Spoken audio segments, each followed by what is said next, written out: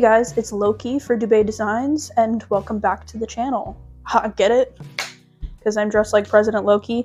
Anyway, there's a few things that you might not know about me. If you know in real life, you definitely know about me.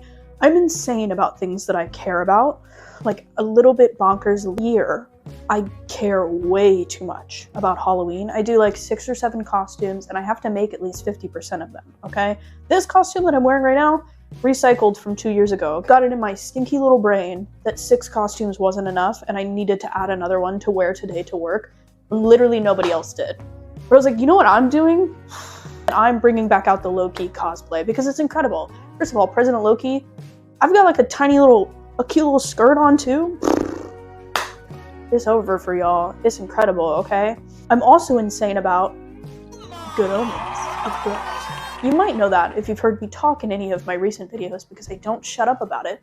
But who's not gonna love a piece of media with David Tennant, Michael Sheen, made by Neil Gaiman, and Terry Pratchett? Are you kidding? Don't even get me started. I could literally talk about Good Omens for hours. It is frozen on my TV right now because I had to pause it to make this video. Just saying. Just saying. So I thought, what am I gonna be this Halloween, right? And here's the thing about me. I started planning Halloween like November 1st of the previous year. Okay, so I had plans already, I had things laid out, but here's the problem with that. Last year, I wasn't obsessed with Good Omens because I didn't know it existed, because I didn't have happiness in my life, clearly, if I didn't know that it existed. What was I living for? Who even knows? But my point is, I didn't know it existed, so I didn't even plan for this. But then like 4 or 5 months ago now, I found out about Good Omens, and immediately I was like, we're revamping Halloween plans. We're revamping them. But you would think to yourself, okay, if you don't have as much planning time as usual, you would make those the costumes that you don't make from scratch. Incorrect. Incorrect. Because they deserve respect. So I'm making them from scratch. Of course I have to. But you're also thinking to yourself, well, wouldn't you just be the character that you relate to the most, Aziraphale? No. No, we can't just be Aziraphale, because we can't be Aziraphale without Crowley. They come as a set, don't separate. I have to be both characters. You're saying to yourself you have a partner, why don't you just have your partner be Crowley? No. No, because I want to be Crowley. I want to be David Tennant. I also want to be Michael Sheen. I have very complicated feelings about these things. The point of that is that I made costumes for both of the Ineffable husbands, but instead, the Ineffable wives. Them versions, of course. It's I, Loki, our guest host. I'm going to take you along on that wonderful journey of creating the costumes and how they came out in the cute little photos that I took. Jump right into the Ineffable Wives vlog. Guys, so basically this is just me showing you what fabric I'm going to use for the vest. This snake fabric I actually used in my first ever collection. It was based off of and made out of like my ex-boyfriend's clothing, as well as like, you know, like some fabric that I bought to make him custom clothing, and the snake fabric was one of those purchases. I had some left over, but I did have to order more just so that I could like actually fully make this vest. And then that red fabric was actually a gift from a friend of mine. You can literally see Staged playing in the background of some of these clips because I was factually and contractually rewatching Staged while doing this. I was going to rewatch Good Omens, but I did that rather recently, so I was like, well, I'll do Staged, and then by the end I was still rewatching Good Omens for the vibes, of course. Oh my god. So I feel like if we're going to talk about which character that I actually am, which we should talk about, it's an important discussion to have, I more closely relate to Aziraphale. I feel like Aziraphale is more biblically accurate to me, if you will.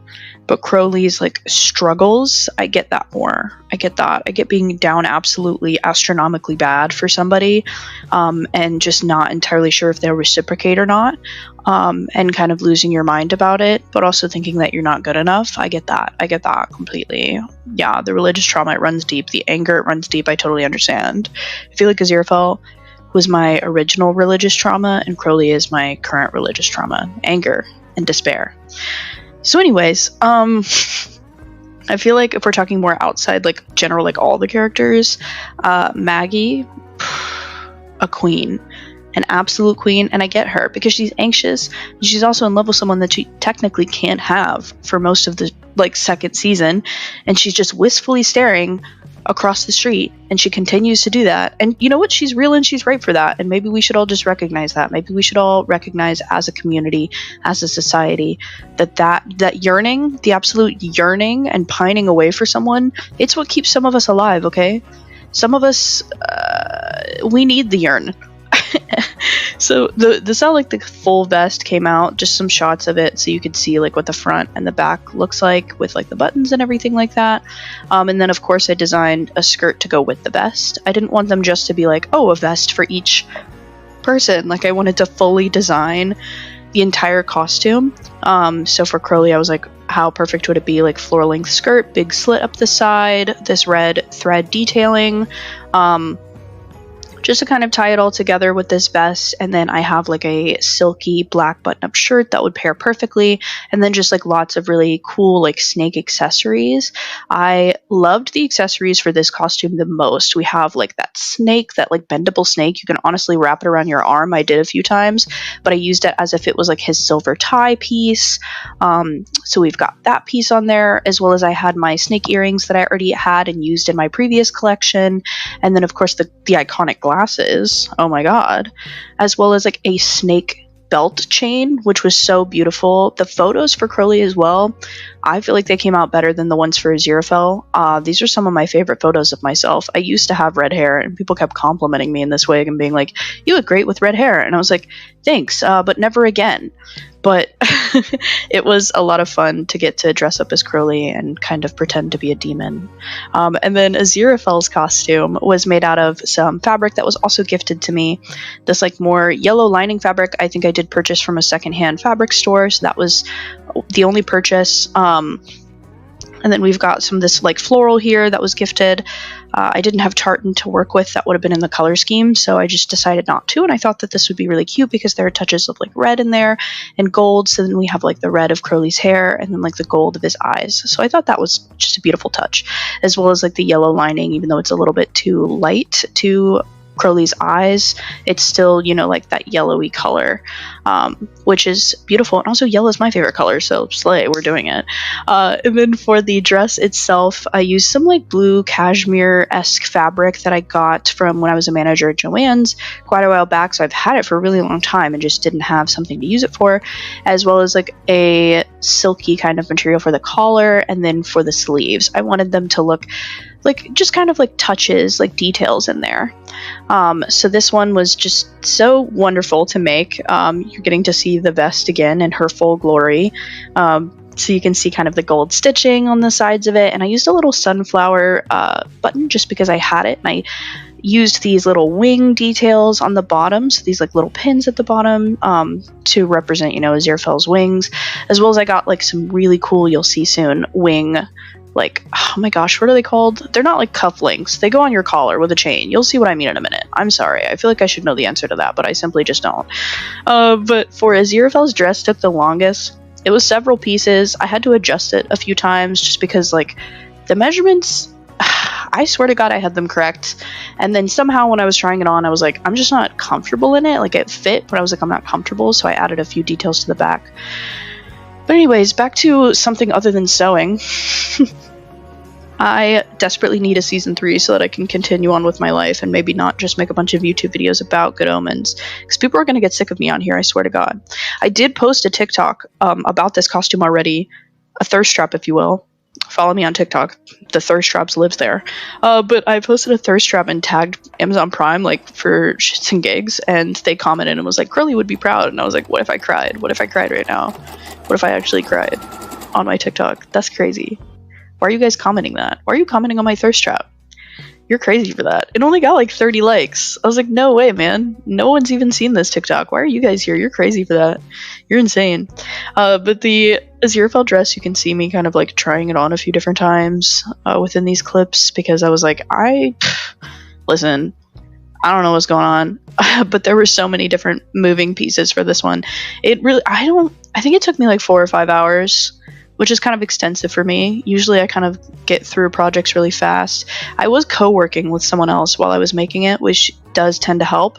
But still, she was a bit of a task. She wasn't too difficult. She she just took some time, versus like the skirt was based off a skirt I already had. The vests are kind of like an easy project. I've made vests several times before. The second thing I ever made was a vest. So those were just a little bit easier than Aziraphale's more detailed dress. But it came out super beautiful. The accessories for this are also fun. I used a waist chain that I have that has like some moons and some stars on it, of course. And then we've got, like I said, that detail with the collar, with the wings. And then I also had like a makeshift halo headband. I was kind of going off like Archangel Aziraphale for that, but also because I didn't want to wear like a fake silly little halo. I wanted it to be like, I don't know, I wanted her to be special, and she was special. I loved her.